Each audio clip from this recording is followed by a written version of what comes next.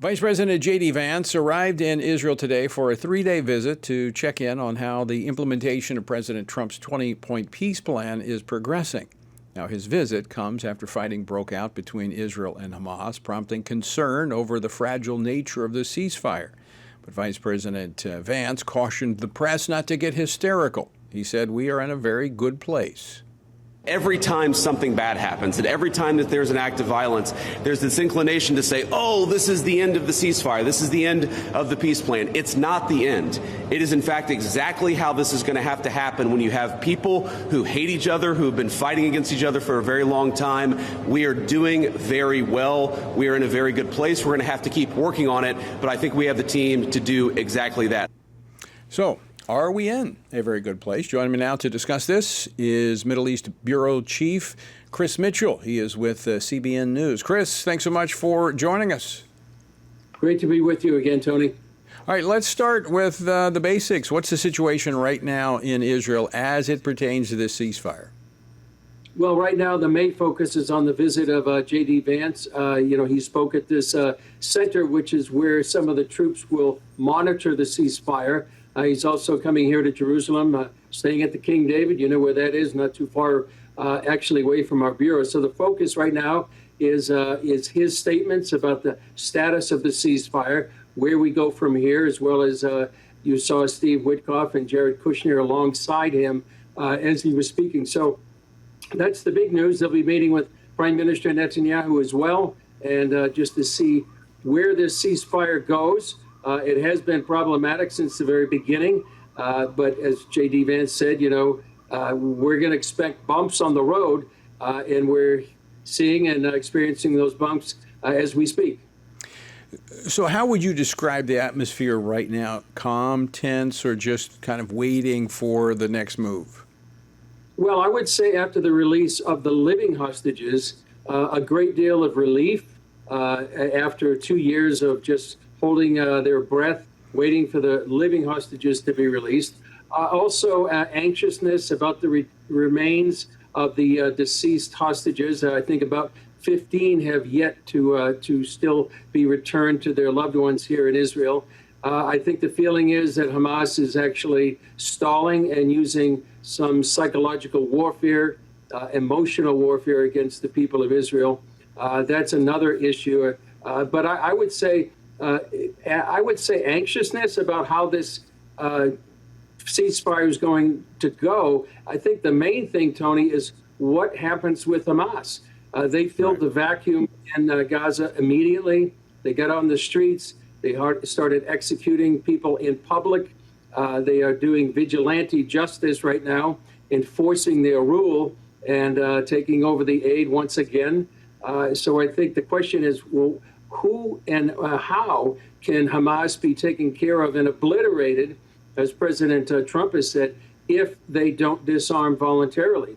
I don't think anybody here expects Hamas to disarm voluntarily. And the other thing is that Hamas is seemingly looking at this ceasefire in a much different way than people here, maybe in Israel or the United States. They are thinking this is what they call a hudna. That maybe there would be a 3 to 5 year peace while they regroup, reorganize, rearm, so they can once again rejoin the fight. But that would be consistent with what has happened in the past. I mean, when you go back and you look at the history of Israel since its founding in 1948, there's been probably 20 different wars or conflicts that they've been involved in. And going back the last quarter of a century, most of those have been with Gaza and Hamas since 2008, when they took over in 2007. And so we've had these periods of ceasefires, peace agreements, and they've maintained for a while, but then they've been broken when hostility broke out. So that's kind of the history there, is it not? Yeah, it is. And in fact, you listed a lot of those battles between Israel and Hamas in your op-ed about managing the peace. What the hope is, and I think this is part of the 20-point plan by President Trump, is that this would be an attempt to finally disarm and de-radicalize and demilitarize the Gaza Strip. That is the plan anyway. enacting that is very problematic because Israel, as it militarily had surrounded the Gaza City, the last major stronghold of Hamas, and then the ceasefire came in, the release of the living hostages, which was as I said, a huge relief and an answer to prayer for many people here in Israel and literally around the world. However, that did leave a vacuum right now that that Hamas has filled, and how to get that Hamas out of the equation. I mean, that's certainly the most immediate need and that's a part of the agreement, that they're going to be disarmed, they're going to be removed, they're not going to be a part of the government going forward. But it doesn't look like they got that far down in the peace agreement because they're holding on. But and I'm all for this. And as you said, I wrote a commentary about that. Folks, you can see it at tonyperkins.com. But the reality is, we need to work for peace, and I applaud the Trump administration for working for that peace, but I think we have to go in with eyes wide open. I don't think we're going to achieve permanent peace, and that's what I write. The only one that's going to establish permanent peace is the Prince of Peace. Because if you go back prior to Hamas having control of Gaza, we had the Intifada. We had two of those, and that was coming out of Judea and Samaria. And we've released a lot of these, I should say, the part of this agreement, the Israelis have released these murderers and terrorists into Judea and Samaria. Yeah, exactly. That first Intifada was the late 80s to early 90s. The second one started in 2000. We lived through that one for 4 years. It was a horrific time of terror attacks in and around Jerusalem and throughout Israel. So it's unlikely that this leopard will change its spots. And as you said, many of the Palestinians that were released in some of these hostage deals, the most notoriety one, the infamous one, you could say, was when Gilad Shalit, one soldier, was for, I think, 1,027 Palestinian prisoners. The main one was Yahya Sinwar, became the head of Hamas and masterminded October 7th. In this particular hostage release, for about 2,000 or maybe more Palestinian prisoners released. Historically, they have gone back to terror attacks and gone and tried to, kill and maim Israelis and Jews. And one other thing, Tony, the possibility of having even the Palestinian Authority be part of a post-war Gaza really has a lot of Israelis concerned, because supposedly it would be the Palestinian Authority with reforms, but even Prime Minister Netanyahu said in his speech to the UN General Assembly, that seems very, very doubtful. So, Chris Mitchell, what are you hearing from Israeli officials? Do they believe that this truce will hold, or do they view this as more of a tactical pause before a renewed conflict? Well, I think they're open-eyed too as well. When Hamas violated the ceasefire just a day or two ago, Prime Minister Netanyahu said in the Knesset they dropped 153 tons of bombs on Hamas infrastructure. I think they believe that the only way this will end is, and it's likely the only force available right there on what's called the yellow line in Gaza, would be the IDF, and to go in and finally eradicate Hamas. President Trump did say on Truth Social just maybe a few hours ago that there are nations that they say are eager to go in and to and disarm or obliterate Hamas. The concern, I think, here is who are those nations and what would their agenda be if they go in? And I would just say some people are concerned about Turkey and Qatar. That what are their ambitions in the Gaza Strip? Do they want to get a foothold there in some way, even when Hamas is no longer there? So how will Israelis respond to that? I mean, because I think there's a very high likelihood that Turkey and Qatar will be involved. Well, I think there's a lot of people here that are concerned. Qatar and Turkey are part of the Muslim Brotherhood. Hamas is part of the Muslim Brotherhood. Are they trying to enable Hamas to at least survive in some form during this ceasefire and this process of going into a post-war Gaza? I think that concerns a lot of people. Qatar had been funding Hamas for decades.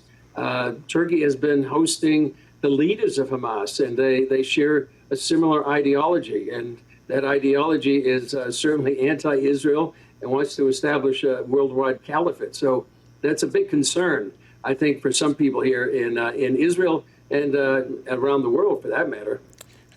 Chris, you mentioned the Prime Minister just announcing to Knesset or telling Knesset how the IDF had responded to these latest attacks by Hamas in Gaza. Are there, excuse me, are there divisions within Israel's leadership between the cabinet and the IDF or intelligence officials on how to move forward, or are they pretty much unified? Well, they may be a bit disunified. I know just today, Prime Minister Netanyahu fired his national security advisor's last name is Envoy, and so I think there would be robust discussions. Let me put it politely, within the cabinet, and I think those discussions have gone on throughout the war. You know, how do we proceed, and what tactics do we use? What strategy do we use? So I think there's probably something that has to be dealt with within the cabinet, within the IDF, and how they proceed. Some people may think, we haven't, Israel hasn't responded forcefully enough to the violations by Hamas, but I'm sure there's robust discussions going on behind the scenes. Now, the president has not set a timeline for his 20-point peace plan. I mean, it didn't come with a timeline. It actually sounds like phase one could take a while, as Hamas still has to turn over the bodies of these deceased hostages. Does that mean that phase two can't begin until phase one is complete? And how long are we looking at before Hamas is disarmed and there is a different government there in Gaza? Yeah, well, I think phase one and phase two are almost overlapping right now, because phase one was the release of the living hostages, the deceased hostages, and also the Palestinian prisoners, and the return of some Palestinian bodies as well. But with the delay with the return of the deceased bodies, it seems like this is the end of phase one, but the beginning of phase two is certainly being discussed now. How do we disarm Hamas? How long that takes, Tony, is a great question, and I don't know if anyone knows the answer to that, how the disarming of Hamas is going to be managed and finally decided. This is probably the main topic right now. How do we eliminate Hamas? Maybe the better question, Chris, is how long will the patience of the Israelis hold? Well, that's a great question too. Sure. How long are they going to allow this?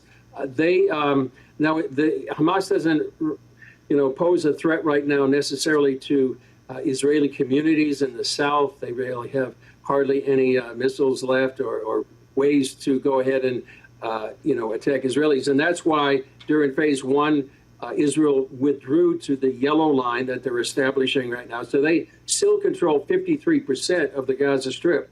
And so how long the patience will last is a good question. And where is the political will to go ahead and go back into Gaza City and take over and maybe eventually finally defeat Hamas, which was one of the main goals of the war from the very beginning. Chris Mitchell, just got about 45 seconds left. I know we need to be praying for the peace of Jerusalem, the peace of Israel. What else do we need to be praying for?